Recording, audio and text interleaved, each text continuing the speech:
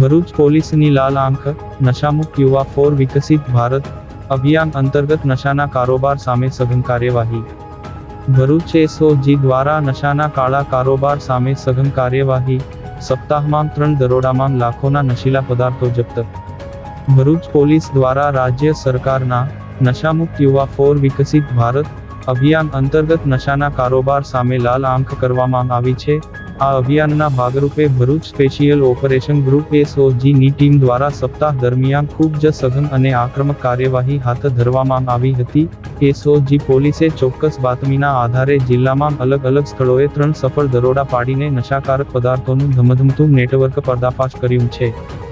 આ કાર્યવાહી દરમિયાન અંકલેશ્વર જીઆઈડીસી અને ભાટવાડ વિસ્તારમાં પોલીસે ત્રાટકીને મોટા પ્રમાણમાં પ્રતિબંધિત નશીલો જથ્થો કબજે કર્યો છે. જેમાં અંકલેશ્વર વિસ્તારમાંથી વિમલ મનુકાવટીની નશાકારક ગોળીઓ, મેફેડ્રોન એમડી ડ્રગ્સ તેમજ ભાટવાડ વિસ્તારમાંથી 1215 કિલોગ્રામ ગાંજાનો જથ્થો મળી આવ્યો છે. પોલીસે આ ત્રણેય દરોડામાં 3725 કિલોગ્રામ નશાકારક ગોળીઓ અને અન્ય મુદ્દામાલ સહિત કુલ 2.66 લાખ રૂપિયા પિયાની કિંમતનો પ્રતિબંધિત નશીલો મુદ્દામાલ જપ્ત કર્યો છે.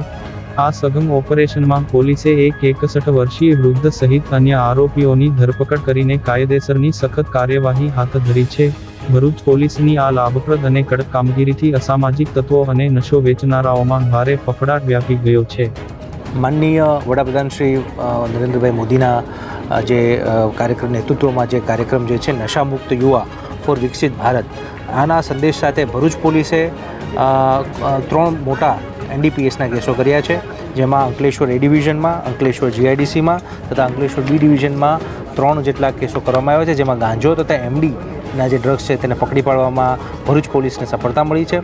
જેમાં એક રીતે જોઈએ તો એક કેસમાં જે છે એમાં 2,66,000નો મુદ્દામાલ મળી આવ્યો છે, બીજામાં 93,000 જેટલો મુદ્દામાલ મળી આવ્યો છે અને ત્રીજા કિસ્સામાં જે છે એ 60,000 જેટલો મુદ્દામાલ પકડી પાડવામાં આવ્યો છે. અને તેમાં કાયદેસરની કાર્યવાહી કરી, ગુનો દાખલ કરી, આરોપીને અટક કરી અને કાયદેસરની કાર્યવાહી કરવા માટેની કડક કાર્યવાહી કરવામાં આવી છે.